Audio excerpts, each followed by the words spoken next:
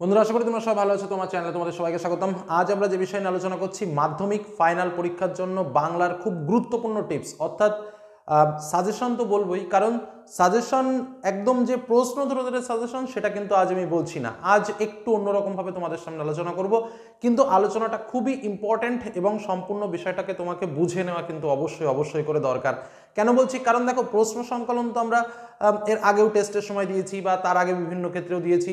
তো সবসময় মাথায় রাখবে যে প্রশ্নগুলো তোমাদের এর আগে প্রত্যেকটা গল্প, কবিতা, নাটক, প্রবন্ধ ভিত্তিক আমরা শেয়ার করেছি, সেই প্রশ্নগুলোই কিন্তু ঘুরে ফিরে সবথেকে ইম্পর্টেন্ট। এবং যখন প্রশ্নভিত্তিক সাজেশন তোমাদের সামনে তুলে ধরবো, তো সেই প্রশ্নগুলোই কিন্তু ঘুরে ফিরে আসবে, কারণ ওর বাইরে প্রশ্ন ফাইনাল পরীক্ষাতে আসবে না, যেমন করে টেস্ট পরীক্ষাতেও আসেনি। ঠিক একইভাবে আজ আমরা কিন্তু একটু অন্যরকম আলোচনা করছি যে আমাদের কোন জায়গাগুলোর উপর সবচেয়ে বেশি নজর দিয়ে বাংলাটাকে পড়তে হবে বা বাংলাটাকে জানতে হবে।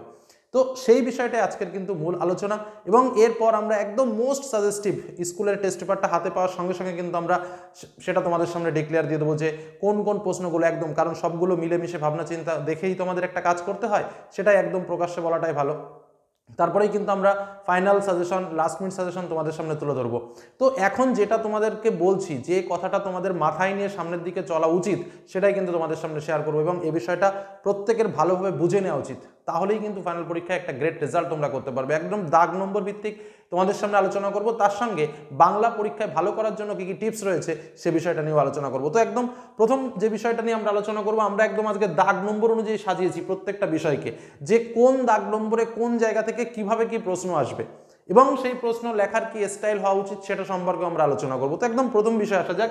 আমাদের একদম প্রথমে এমসিকিউ প্রশ্ন আসে 20টি গল্প, কবিতা, ব্যাকরণ এবং প্রবন্ধ থেকে। দেখো, বাংলা এমন একটা সাবজেক্ট, এর প্রত্যেকটা লাইন থেকে প্রশ্ন আসতে পারে, এটা হলো মূল কথা। অর্থাৎ যে যত বইকে খুঁটিয়ে পড়বে, যে যত রিডিং পড়বে, একদম পরিষ্কার কথা হচ্ছে, যে যত ভালো করে রিডিং পড়বে সে তত ভালো উত্তর করতে পারবে।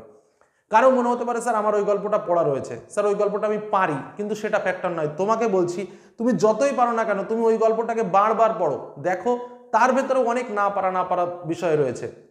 আমরা যখন এবিটি টেস্ট পেপার করেছি তখন দেখেছি কেমন কেমন অ্যাঙ্গেলেটিক কোশ্চেন আমরা পেয়েছি, ঠিক বই খুলে আবার দেখতে হয়েছে। তো যাই হোক, এরকমভাবে আমাদের কিন্তু চোখের নিমেষে ভুল হয়ে যাচ্ছে, এরকম ছোট্ট ছোট্ট ভুল, কারণ প্রশ্ন কিন্তু পরীক্ষাতে লাইন তুলে তুলে আসে। বারবার বলছি, লাইন তুলে তুলে প্রশ্ন আসে। তুমি যদি ভাবো যে এই লাইনটা ইম্পর্টেন্ট নয়, এটা একদম ভুল কথা। বাংলা সাবজেক্টের প্রত্যেকটা লাইন ইম্পর্টেন্ট, প্রত্যেকটা লাইন থেকেই কিন্তু প্রশ্ন আসতে পারে, এটা কিন্তু মাথায় রাখবে। আর এমসিকিউ তো বলার কথা নয়, যে কারণে এমসিকিউ, এসএকিউ এর মূল যে বিষয় বা এটা ভালোভাবে পারতে গেলে তোমাকে এই কাজটাই সবচেয়ে ভালো করে করতে হবে। বারবার রিডিং পড়ো, বারবার বইটাকে খুঁটিয়ে পড়ার চেষ্টা করো, শুধু রিডিং পড়ে যাও, শুধু রিডিং, তাহলেই দেখবে উত্তর অটোমেটিক, প্রশ্ন দেখার সঙ্গে সঙ্গে উত্তর মাথার মধ্যে চলে আসবে। একটা গল্প যদি 3বার রিডিং পড়ো, তাহলেই দেখবে তার ভেতর থেকে উত্তর তোমার মাথার মধ্যে চলে আসছে। এবার আসি পরবর্তী বিষয়। পরবর্তী বিষয় আমাদের এসএকিউ 19 মার্কের প্রশ্ন, ঠিক সেম। গল্প, কবিতা, ব্যাকরণ, প্রবন্ধ প্রত্যেকটা জায়গা থেকে আমাদের আসবে। ব্যাকরণের প্রত্যেকটা পার্ট আমি আলাদা করে তোমাদের সামনে আলোচনা করেছি। প্রত্যেকটা গল্প, প্রত্যেকটা প্রবন্ধ, নাটক তোমরা দেখেছো, ইতিপূর্বে কিন্তু আলোচনা করেছি, সেই আলোচনাগুলো দেখতে পারো। সেখানে যে শর্ট টাইপের প্রশ্নগুলো আলোচনা করেছি সেগুলো প্র্যাকটিস করতে পারো, বিভিন্ন টেস্ট পেপারগুলো সলভ করতে পারো। অবশ্যই কিন্তু এখান থেকে অনেক বেনিফিট পাবে এবং এটাই সব থেকে বেস্ট পন্থা। নেক্সট যে বিষয়টা আমরা আসবো, এবার আসবো 3 মার্কের কোশ্চেন বাংলা। প্রথম যে আমাদের 3.1 দাগে যে প্রশ্নটা আসবে সেটা হচ্ছে বাংলার গল্প থেকে প্রশ্ন আসবে, 3 মার্কের কোশ্চেন। দুটো প্রশ্ন আসবে, একটা প্রশ্নের উত্তর কিন্তু আমাকে করতে হবে। দেখো, তোমাদের এই 3 মার্কের প্রশ্নটা যে গল্প থেকে আসবে আমি বলে দিচ্ছি। তোমাদের মোট 5টা গল্প আছে, তার মধ্যে জ্ঞানচক্ষু, পথের দাবি এবং নদীর বিদ্রোহ, এই 3টে গল্প থেকে দুটো প্রশ্ন আসবে, একটা প্রশ্ন তোমাকে লিখতে হবে। কথাটা ভালোভাবে বুঝে নাও। জ্ঞানচক্ষু, পথের দাবি এবং নদীর বিদ্রোহ, এই 3টে গল্প থেকে, আজ যে দুটোর নাম বললাম সেখান থেকে আসবে না। আবারও বলছি, জ্ঞানচক্ষু, পথের দাবি এবং নদীর বিদ্রোহ, এই 3টে গল্প থেকে দুটো প্রশ্ন আসবে, একটা তোমাদের লিখতে হবে। বোঝা গেল কি বললাম? অর্থাৎ কেউ যদি এই 3 মার্কের প্রশ্নের জন্য, আমি সব থেকে বেস্ট বলবো, আমি আজকের অ্যাকচুয়ালি সাজেশনটা একটু আলোচনা ভিত্তিক সাজেশন তোমাদের সামনে তুলে দিচ্ছি, যে তোমাদের বিষয়টাকে একদম ধরিয়ে দেওয়া, যে এই জায়গা থেকে প্রশ্ন আসবে, এইটা ধরিয়ে দেওয়াই কিন্তু আমার আজকের ভিডিওর মূল লক্ষ্য। দেখো, তোমাদের যেটা আমি বলবো, তোমাদের অবশ্যই উচিত এই জায়গা থেকে এই পথের দাবি গল্পটা খুব ভালো করে টার্গেট করে নেওয়া। এই 3 দাগে যে 3 মার্কের প্রশ্নটা আসবে, সেই প্রশ্নটার জন্য পথের দাবি এবং তার সঙ্গে তোমার জ্ঞানচক্ষু বা নদীর বিদ্রোহ যে কোনো একটা নিতে পারো। কারণ পথের দাবিটা তোমার 5 মার্কের জন্য মোস্ট ইম্পর্টেন্ট, আমি দেখিয়ে দিচ্ছি। তারপরে আমি একটু আলোচনা করে নিই। 3.2 দাগে যে 3 মার্কের প্রশ্ন আসবে আমার কবিতা থেকে, সেখান থেকে কি কি? অসুখী একজন, অভিষেক, প্রলয়োল্লাস, সিন্ধু তীরে অস্ত্রের বিরুদ্ধে গান। এই যে কটা বললাম, অশোকে একজন, অভিষেক, প্রলয়োল্লাস, সিন্ধু তীরে এবং অস্ত্রের বিরুদ্ধে গান, এই সবকটার মধ্যে থেকে দুটি আসবে, একটি লিখতে হবে। তারপরে চলে আসো 4.1 দাগে যে 5 মার্কের প্রশ্ন আসবে গল্প থেকে, বহুরূপী, পথের দাবি, অদল বদল। এই তিনটে গল্পের মধ্যে দুটি প্রশ্ন আসবে, একটি প্রশ্ন লিখতে হবে। এবং 5 মার্কের প্রশ্ন কবিতা থেকে, অশোকে একজন, আফ্রিকা, প্রলয়োল্লাস, সিন্ধু তীরে এবং আয়ারও বেদুড়ে থাকি। এই কটার মধ্যে থেকে এই দুটো প্রশ্ন আসবে, একটা প্রশ্ন লিখতে হবে। বোঝা গেল কি বললাম? আমি একদম কোন কোন জায়গা থেকে কোন মার্কের প্রশ্ন আসবে সেটা তোমাদের বলছি। এবার আসি এই জায়গাটার একটু চালাকির জায়গাটা। তার মানে শর্ট কোশ্চেনের জন্য আমাকে বই খুঁটিয়ে পড়তে হচ্ছে, কবিতাগুলোকে খুঁটিয়ে পড়তে হচ্ছে, পরিষ্কারভাবে বুঝে নেবে। এবার দেখো 3 মার্কের প্রশ্ন, একদম বাংলার যে 3 মার্কের প্রশ্নের জন্য আমাকে তো পথের দাবিটা খুব ভালো করে পড়তেই হচ্ছে, কারণ পথের দাবিটা আমার 5 মার্কেও রয়েছে। দেখো 5 মার্কের জন্যও কিন্তু আমার পথের দাবি খুব ইম্পর্টেন্ট। অর্থাৎ পথের দাবি থেকে আমার 3 বা 5 আমি একটা কোশ্চেন কিন্তু গ্যারান্টি পাবোই পাবো, একদম গ্যারান্টি আমি পাবোই পাবো কিন্তু পথের দাবি থেকে। অর্থাৎ পথের দাবিকে সবচেয়ে বেশি জোর দাও, কারণ আমাকে যে দুটো প্রশ্ন লিখতে হবে গল্প থেকে, একটা 3 মার্কের একটা 5 মার্কের, এর মধ্যে একটা প্রশ্ন কিন্তু আমি পথের দাবি থেকে পাচ্ছি নিশ্চিত। অতএব পথের দাবি আমাকে পড়তেই হবে। বোঝা গেল কি বললাম? নেক্সট এবার আসি, দেখো এখানে তোমাকে 5 মার্কের জন্য এক্সট্রা যেটা ভালোভাবে পড়তে হবে সেটা হচ্ছে অদল বদল এবং বহুরূপী। এ দুটো কিন্তু তোমাকে দুটোর মধ্যে একটা ভালোভাবে পড়তেই হবে। তোমার যেটা ভালো মনে হয় যে আমি অদল বদলটাকে ভালো করে পড়বো বা বহুরূপীটাকে ভালো করে পড়বো, এই দুটো প্রশ্নের মধ্যে একটা 5 মার্ক পাবে। আবারও বলছি পরিষ্কার, পথের দাবি থেকে একটা 5 মার্কের প্রশ্ন আসবেই, ধরে নেওয়া যেতে পারে। যদি আসে 5 মার্কের একটা আসবে। আর বহুরূপী আর অদল বদল থেকে কিন্তু একটাও আসতে পারে বা দুটোও আসতে পারে। বোঝা গেল কি বললাম? তাহলে পথের দাবি এবং বহুরূপী অদল বদল এই দুটো গল্প তোমাদের আমি ভালো করে পড়ছি, মানে এই তিনটের মধ্যে কোনোটাকে বাদ দেবে না। আর তোমার 3 মার্কের প্রশ্নের জন্য এই জ্ঞানচক্ষু এবং পথের দাবিটা তো পড়লে, এর সঙ্গে যে কোনো একটা নদীর বিদ্রোহ পড়ো অথবা জ্ঞানচক্ষু পড়ো, তাহলেই দেখবে 3 মার্কের প্রশ্ন কমন চলে এসছে। মানে পথের দাবিটা আমি কমন নিচ্ছি, তার সঙ্গে 3 মার্কের জন্য জ্ঞানচক্ষু পড়বো বা নদীর বিদ্রোহ পড়বো, আমি 3 মার্ক কমন পেয়ে গেলাম। আর তোমার 5 মার্কের জন্য পথের দাবিটা আমি কমন নিলাম, তার সঙ্গে বহুরূপী পড়বো অথবা অদল বদল পড়বো। আমার 5 মার্কের একটা কোশ্চেন নিশ্চিত কমন হবে এবং এক্ষেত্রে দুটোও কমন আসতে পারে। বোঝা গেল কি বললাম? একদম মানে আরও একটু শর্ট করে দিলাম। তবে আমি যে প্রথম থেকে বলেছি জ্ঞানচক্ষু, পথের দাবি, নদীর বিদ্রোহ, বহুরূপী, পথের দাবি এবং অদল বদল, কোনটা থেকে কোন প্রশ্ন আসবে উভয় পার্ট যদি তুমি ভালো করে পড়ো সেটাই কিন্তু বেটার। বোঝাতে পারলাম আশা করি। নেক্সট কবিতা থেকে আসি। দেখো কবিতা থেকে 3 মার্কের জন্য আমি এখানে অনেকগুলো দিয়েছি যেখান থেকে আসতে পারে, তবে সবচেয়ে বেশি ইম্পর্টেন্ট কোনটা সেটাও বলে রাখি, অশোকে একজন, প্রলয়োল্লাস এবং সিন্ধু তীরে। এই তিনটে জায়গা কিন্তু একদম মিস করবে না, কারণ এই আশা রাখছি যে এই তিনটে কবিতা থেকে তোমরা দুটো প্রশ্ন পাবে। বোঝা গেল? এবং 5 মার্কের যে প্রশ্ন সেক্ষেত্রেও তাই, অশোকে একজন, প্রলয়োল্লাস এবং সিন্ধু তীরে। বোঝা গেল কি বললাম? আমি এই তিনটে কবিতাকে সব থেকে বেশি দোষ দেওয়ার জন্য বলছি এবছরের মাধ্যমিক পরীক্ষার্থীদের, কারণ এই তিনটে কবিতা যদি ভালো করে পড়ো, অশোকে একজন, প্রলয়োল্লাস এবং সিন্ধু তীরে, এই তিনটে কবিতার মধ্যে তোমরা 3 মার্কের প্রশ্নও একটা কমন পাবে, দুটোও পেতে পারো, এমনকি 5 মার্কের কোশ্চেন একটা তো কমন পাবেই, দুটোও পেতে পারো। বোঝা গেল কি বললাম? তাহলে আমি অন্যান্য যে কবিতাগুলো আছে সেগুলোকে যদি একটু দুর্বল করে দিই অতটা কিছু যায় আসে না। বোঝা গেল? অর্থাৎ মোস্ট ইম্পর্টেন্ট যে প্রিপারেশন আমাকে কবিতা থেকে নিতে হবে 3 এবং 5 মার্কের জন্য, কোন কোন কবিতা আবারও বলছি, অশোকে একজন, প্রলয়োল্লাস এবং সিন্ধু তীরে, এই তিনটে কবিতা একদম তুখোড় করে ফেলো, মানে পুরোপুরি একদম, মানে 5 মার্কের জন্য 3 মার্কের জন্য যেটাই আসুক না কেন আমি লিখতে পারবো, এই লেভেলে চলে যাও। বোঝা গেল? বেশ। আর গল্প থেকে তো বললাম পথের দাবিটাকে একদম খুব ভালো করে তোমাকে পড়তে হবে, কারণ 3 মার্কের প্রশ্ন বা 5 মার্কের প্রশ্ন একটা কোশ্চেন তুমি গ্যারান্টি ওখান থেকে পাচ্ছই। আর জ্ঞানচক্ষু বা নদীর বিদ্রোহের মধ্যে দুটোই সহজ গল্প, দুটোই ভালো করে পড়ে রাখবে চেষ্টা করবে। আর বহুরূপী আর অদল বদল এক্ষেত্রেও তাই, দুটোই সহজ গল্প এবং সুন্দর গল্প, ভালো করে পড়ে রাখবে। নেক্সট এবার আমরা আসি হারিয়ে যাওয়া কালিকলম। দেখো হারিয়ে যাওয়া কালিকলম বলছি প্রবন্ধ, তারপরে আমার 6 দাগের প্রশ্ন। হারিয়ে যাওয়া কালিকলম থেকে একটা প্রশ্ন আসবে, বাংলা ভাষায় বিজ্ঞান থেকে একটা প্রশ্ন আসবে, কারণ দুটো প্রবন্ধই দুটো প্রশ্ন, যে কোনো একটা আমাকে লিখতে হবে। দেখো এখানে আমি ওরকম কিছু বলবো না যে এটা লেখো কি ওটা লেখো, ইম্পর্টেন্ট প্রশ্ন আমি এর পরে দিয়ে দেবো, খুব তাড়াতাড়ি তোমরা পেয়ে যাবে। এর আগেও তোমাদের সামনে ইম্পর্টেন্ট কোশ্চেন দিয়েছি টেস্ট ও ফাইনালের জন্য, সে প্রশ্নগুলোও তোমরা দেখতে পারো। ওভারঅল প্রায় কোশ্চেন সেমই থাকবে, কারণ ওখানেও যা ইম্পর্টেন্ট ফাইনালেও তাই একই ইম্পর্টেন্ট, আমরা তো আলাদা করে কিছু করতে পারি না। তবুও একটু দেখে শুনে মোস্ট ইম্পর্টেন্ট যেগুলো 100% শিওর এই মুহূর্তে যেটা বুঝতে পারবো সেটাই তোমাদের সামনে শেয়ার করব। তো এখানে যার যেটা ভালো লাগে সেই প্রবন্ধটাকে বেশি জোর দাও। বোঝা গেল কি বললাম? কারো যদি মনে হয় যে না স্যার আমার হারিয়ে যাওয়া কালি কলমটা আমার খুব ভালো লাগছে, এবং তার থেকে একটা মজার কথা তোমাদের বলে রাখি, আমরা যে সাজেশন করি সেই সাজেশনের ক্ষেত্রে আমরা দুটো প্রশ্নই কমন পাই, যে এটাতেও আমরা কমন পাই কিন্তু এটাতেও আমরা কমন পাই। কিন্তু ব্যাপারটা হচ্ছে এই হারিয়ে যাওয়া কালি কলমের প্রশ্ন না আমরা একদম দেখতে পাই যে এই প্রশ্নটা মাধ্যমিকে আসছে, এটুকু তোমাদের স্পষ্ট বলে রাখলাম। আর বাংলা ভাষায় বিজ্ঞানের প্রশ্ন আমরা দেখতে পাই না সেটা নয়, দেখতে পাই, কিন্তু এখানে যদি আমরা দেখা যায় যে দুটো বা তিনটে প্রশ্ন বলে দিলাম তার ভেতরে একটা পেয়ে যাবে, আর এখানে দেখা যাচ্ছে আমার সেখানে 5টা প্রশ্ন বলতে হলো, তার ভেতর থেকে একটা পাবে। বোঝা গেল কি বললাম? মানে একদম কমন প্রশ্ন পাওয়া যায় কিন্তু হারিয়ে যাওয়া কালি কলম থেকে। এজন্য একটুখানি ওয়েট করো, মেইন সাজেশনটা দিয়ে দিই বা আগে যে সাজেশনটা দিয়েছি সেটা একটু দেখে নাও। এখানে যে 3-4টে প্রশ্ন আছে সেই কটা প্রশ্ন দেখো, জাস্ট এখান থেকে কমন পেয়ে যাবে। নেক্সট সিরাজদৌল্লা। সিরাজদৌল্লা কিন্তু বড় একটা নাটকের অংশ, তোমাদের বলে রাখি।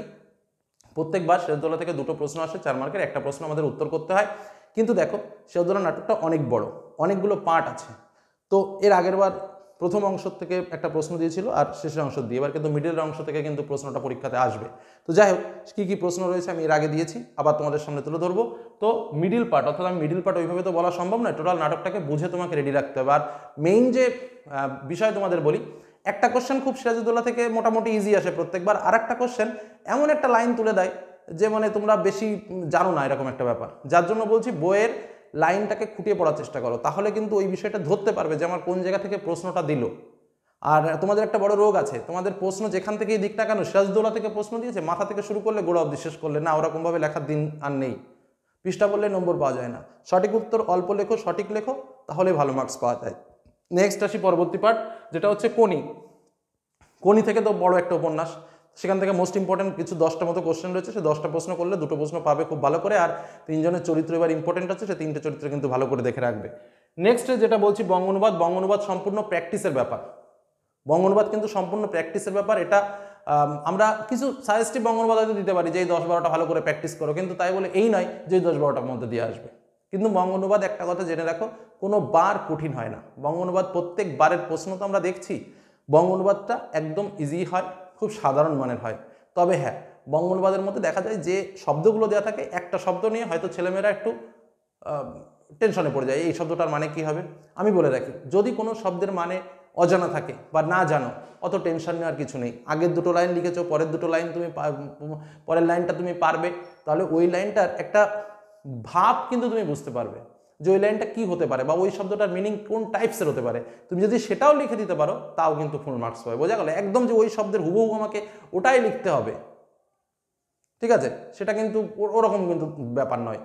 একদম মানে একটু একই লেভেলে রাখলেও কিন্তু তুমি ফুল মার্কস পাবে। একদম অক্ষরে অক্ষর মেলাতে হবে, অক্ষরে অক্ষরে বাংলা লিখতে হবে, অতটা টেনশন নেওয়ার কিছু নেই। কথ্য ভাষায় তোমাকে ইংরেজি বাংলাটা করতে হবে। এটা নিয়ে দেখি অনেক ছেলেমেয়েরা টেনশনে পড়ে যায়, যে কারণে এটা তোমাদের শেয়ার করলাম।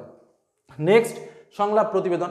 তো যে যেটা ভালো মনে করবে সে সেটা লিখবে, কারণ সংলাপটাও খুব ভালো, প্রতিবেদনটাও খুব ভালো। প্রতিবেদনটা ইংরেজিতে যেমন রিপোর্ট রাইটিং লিখি সেরকমভাবে এর আগে বিভিন্ন ভিডিওর মাধ্যমে তোমাদের শিখিয়েছি কীভাবে সংলাপ লিখতে হয়, কীভাবে প্রতিবেদন লিখতে হয়। সংলাপের নিয়ে একটু আলোচনা করি, কারণ সংলাপটা তোমরা অনেকেই সবসময় বলো কি যে মানে একটা একটা ভুলভাল গল্প দিয়ে শুরু করো, কেমন আছিস, ভালো আছিস, এই করতে করতে 10-12 লাইন চলে যায়, কিন্তু না, সেটা অবশ্যই করবে না। সংলাপের মূল বিষয়টা কী দিয়েছে সেটা আগে ইন্ডিকেশন করবে, সেই বিষয়টার ওপরেই দুটো বন্ধু বা দুটো বান্ধবী যাই দিক না কেন সেই বিষয়টার উপরে পজিটিভ নেগেটিভ দিয়ে কয়েকটা কথা বলবে এবং সেই বিষয়টার গুরুত্বটা ওই সংলাপের মধ্যে দিয়ে বুঝিয়ে দেওয়ার চেষ্টা করবে। এটাই কিন্তু তোমার মূল কাজ। বোঝা গেল কি বললাম? আর তাছাড়াও যে সিম্বল ব্যবহার কীভাবে লিখতে হয় সে সম্পর্কে আগে পরে বলেছি, অত ডিটেলস আমি যাবো না। জাস্ট এইটুকু শুধু বলে রাখলাম যে ভাট বকবে না, অল্প কথার মধ্যে দিয়ে ছোট্ট করে লিখবে। নেক্সট রচনা। রচনা তো আমি বলেই দিয়েছি, বিজ্ঞান বিষয়ক রচনা আসবেই, তার মধ্যে দৈনন্দিন জীবনে বিজ্ঞান, বিজ্ঞানের উপকারিতা। এর আগেও একটা ভিডিও করেছিলাম আমি, খুব ইম্পর্টেন্ট ভিডিও, অনেকেই দেখো কি দেখো না জানি না, যে বিজ্ঞান বিষয়ক রচনা কী কী হতে পারে, যেমন বিজ্ঞান মনস্কতা, দৈনন্দিন জীবনে বিজ্ঞান, বিজ্ঞানের জয়যাত্রা, বিজ্ঞান ও কুসংস্কার, এই যে বিভিন্ন টাইপস আছে, অ্যাকচুয়াল প্রত্যেকটা টাইপসের মধ্যে পার্থক্য কী, এরকম একটা ভিডিও আমি তোমাদের করেছিলাম। এই ভিডিও ডিসক্রিপশন বক্সে লিঙ্ক দিয়ে দেবো, ওই ভিডিওটা একটু দেখে নিও, কারণ বিজ্ঞান নিয়েই 5-7টা রচনা আছে। যেমন আমরা বলছি দৈনন্দিন জীবনে বিজ্ঞান, এই বিজ্ঞান দিয়েই বিজ্ঞান মনস্কতা একটু অন্যরকম, বিজ্ঞান ও কুসংস্কার আরেকটু অন্যরকম, বিজ্ঞানের জয়যাত্রা সেটা একটু অন্যরকম, মানে প্রত্যেকটার ভেতরে একটু একটু ভেরিয়েশন আছে, সেটা কিন্তু জানা দরকার। কারণ আমাকে শব্দটা একটু পাল্টে দিল, দৈনন্দিন জীবনে বিজ্ঞান না দিয়ে বিজ্ঞান মনস্কতা দিয়ে দিল, সঙ্গে সঙ্গে কিন্তু একটা দুটো পয়েন্টে একটু চেঞ্জ হয়ে যাবে, সেটা কিন্তু আমার জানার দরকার। এটা কিন্তু মাথায় রাখবে। আমরা অনেকে কী করি, বিজ্ঞান পেয়েছি তো দৈনন্দিন জীবনে বিজ্ঞান লিখে দিলাম, এই মাথা টু ও মাথা, কিন্তু না, ছোট্ট করে একটুখানি টার্ন দিয়ে দেয়, সেই টার্নটা কিন্তু আমাকে বোঝার দরকার, এটা কিন্তু মাথায় রাখা দরকার। নেক্সট, তো এই হলো আমাদের একটা শর্টকাট আলোচনা, একদম একটা শর্টকাট আলোচনার মধ্যে আমরা টোটাল প্যাকেজটাকে একটু বুঝিয়ে দেওয়ার চেষ্টা করছি, কোথায় কি রয়েছে, আমাকে কেমন কি পড়তে হবে। নেক্সট আরেকটা বিষয় আমি তোমাদের সামনে আলোচনা করব, সেটা হচ্ছে আমি জাস্ট 12টা পয়েন্ট করেছি তোমাদের পরীক্ষা সংক্রান্ত ব্যাপার বা এটা ভাবনা চিন্তা করার। প্রথম পয়েন্ট আমরা রেখেছি পার্ট মার্কিং কোশ্চেন উত্তর লেখা ভালো। অবশ্যই যে ক্ষেত্রে তোমার পার্ট মার্কিং প্রশ্নগুলো থাকবে 1+2, ধরো 3 মার্কের প্রশ্নে সেটা লেখার চেষ্টা করবে।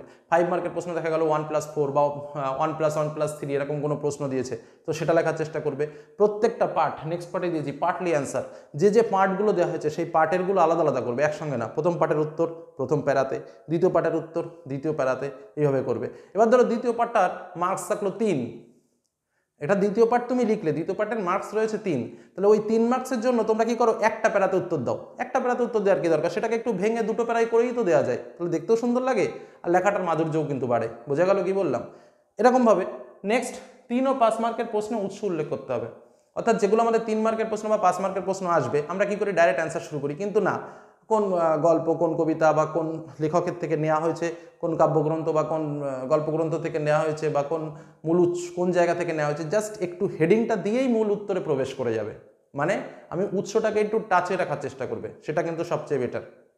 নেক্সট, অবশ্যই পরিষ্কার পরিচ্ছন্নতা দিকে লক্ষ্য রাখতে হবে, খাতা বেশি কাটাকাটি ঘেঁচাঘেঁচি এই ধরনের কাজ করা যাবে না। আচ্ছা, মার্জিন টানা, খাতায় মার্জিন টানবে। ব্যাকরণ বুঝে করা, ব্যাকরণে কিন্তু ওই কিছু কিছু জিনিস দেখেছি তোমরা ভুল করো, অনুজ্ঞাসূচক আর প্রার্থনাসূচক দুটোকেই এক করে ফেলো, এগুলো খুব সাবধান, খুব সাবধানে ব্যাকরণের এই পার্টটা কিন্তু কমপ্লিট করবে। ইতিপূর্বে ব্যাকরণ নিয়ে যা ভিডিও আমার করা রয়েছে, যা ক্লাস করা রয়েছে ব্যাকরণ নিয়ে, আমি বলতে পারি অসংখ্য। যারা যদি এই ধরনের ক্লাস না করে থাকো, এখনও চ্যানেল প্লেলিস্টে রয়েছে বাংলা ব্যাকরণ মাধ্যমিক, গিয়ে একটু তাকিয়ে দেখো, দেখতে পারবে কী পরিমাণে ব্যাকরণের ক্লাস করানো রয়েছে, ব্যাকরণগুলো কীভাবে বোঝানো রয়েছে। নেক্সট, ফালতু না লেখা, খুব ইম্পর্টেন্ট একটা কথা। আমরা কি করি, যেটা একটু আগে বললাম, কোনো একটা প্রশ্ন দিল তার মাথা থেকে শুরু করে গোড়া পর্যন্ত লিখে দিলাম, এতে কিন্তু ভালো মার্কস হয় না। আমি বারবার বলেছি প্রশ্নটাকে ভালো করে পড়ো, প্রশ্নটা কোন জায়গা থেকে এসছে সেটা বোঝার চেষ্টা করো, তার আশেপাশের ঘটনাটা মনে করার চেষ্টা করো, তারপর উত্তর লেখার চেষ্টা করো। বোঝা গেল? তাহলে দেখবে একদম মূল পয়েন্টে উত্তর লেখার চেষ্টা করো। আমাকে প্রশ্নে কি চেয়েছে আমি জাস্ট সেটুকুর উত্তর দেবো, তার বাইরে কিন্তু নয়। বাইরে অনেক ঘটনা আছে, বাংলা গল্পর ক্ষেত্রে এই জিনিসটা বেশি হয়, এই সাবজেক্টের ক্ষেত্রে, যে ছেলেমেয়েরা বাইরের দিকে অনেক ছুটে যায়, যেটা মূল উত্তর তার আশেপাশের দিয়ে লেখা শুরু করে দেয়। না, মূল জায়গাটাকে ধরার চেষ্টা করো, আমাকে কোন জায়গা থেকে প্রশ্ন করেছে, আমাকে কতটুকু লিখতে হবে, আমি তার বেশি দূর বাইরেও যাব না, বেশি দূর কমও যাব না। সঠিক প্রশ্ন উত্তর লেখো, অল্প লেখো, ভালো মার্কস পাবা, এটাই হলো মূল থিম। বেশি লিখে ভালো মার্কস হয় না, সঠিক লিখেই ভালো মার্কস হয়, এটা কিন্তু মাথায় রেখো। নেক্সট, প্রশ্নের মূল উত্তর খুঁজে বের করো। আমি যেটা বললাম, সহজ সরল ভাষায় উত্তর লেখার চেষ্টা করো, খুব বেশি কঠিন ভাষার দরকার নেই, নিজের যে কথ্য ভাষা বা সাবলীল ভাষা সেটাতে উত্তর লেখার চেষ্টা করবে। বঙ্গ অনুবাদ সাবলীল ভাষায় করা, যেটা তোমাদের বললাম। রচনায় ন্যূনতম 10টি পয়েন্ট ও 3-4টি কোটেশন ব্যবহার করো, এটা কিন্তু খুব ইম্পর্টেন্ট। রচনায় পয়েন্ট উল্লেখ করবে, পয়েন্টগুলো অন্য কালি দিয়ে করবে, নর্মাল লেখাটা নর্মাল লেখায় করবে, এবং 3-4টে পয়েন্ট কোটেশন কিন্তু ব্যবহার করবে, মানে কবি বা সাহিত্যিকদের বিভিন্ন যে বক্তব্যগুলো থাকে সেই বক্তব্যগুলো একদম স্টার্টিংয়ে একটা কোটেশন অবশ্যই ব্যবহার করার চেষ্টা করবে, ফিনিশিংয়ে একটা কোটেশন বা উপসংহারে একটা কোটেশন ব্যবহার করার অবশ্যই চেষ্টা করবে, আর মাঝের দিকে 2-1টা পয়েন্টে অন্তত 2টো কোটেশন কিন্তু দেবে। নেক্সট যেটা করবো, 3, 5, 4 এবং 10 মার্কের যে প্রশ্ন তার নিচে এন্ডিং সিম্বল দেওয়া, অর্থাৎ 3 মার্কের একটা প্রশ্ন লেখা শেষ হলো, লেখা শেষ হওয়ার পর এরকম করে একটা দাগ দিয়ে দিলাম, মানে ওই প্রশ্নটা শেষ হওয়ার পরে আবার একটুখানি ফাঁকা রেখে আবার তারপরে দিয়ে লেখাটা শুরু করলাম, মানে একদম একটার গায়ে আর একটা লিখে দেবো, এরকমটা যেন না হয়। তো এই হলো আমাদের ওভারঅল একটা মূল বিষয়, যেখান থেকে এবছর বাংলার মূল প্রশ্নপত্রগুলো আসতে চলেছে এবং কেমনভাবে কি আসতে চলেছে তার একটা সাবলীল ধ্যান ধারণা তোমাদের সামনে দিলাম। এরপরে আমি কিন্তু লাস্ট মিনিট সাজেশন তোমাদের জন্য অবশ্যই শেয়ার করব। অনেকেই উৎসুক হয়ে বসে আছো যে লাস্ট মিনিট সাজেশন স্যার দিন, অবশ্যই দেবো, কিন্তু যতক্ষণ না পর্যন্ত 100% শিওর হতে পারছি ততক্ষণ কী করে দিই, আগে স্কুলের টেস্ট পেপারটা হাতে নিয়ে তাকে পর্যবেক্ষণ করে ঠরে একদম ফুলফিল রেডি হয়ে তারপর তোমাদের সামনে পোস্ট করবো। ওকে, তো আজকের মতো এখানে শেষ করলাম। সকলে ভালো থেকো, সুস্থ থেকো, সাবধানে থেকো, ধন্যবাদ।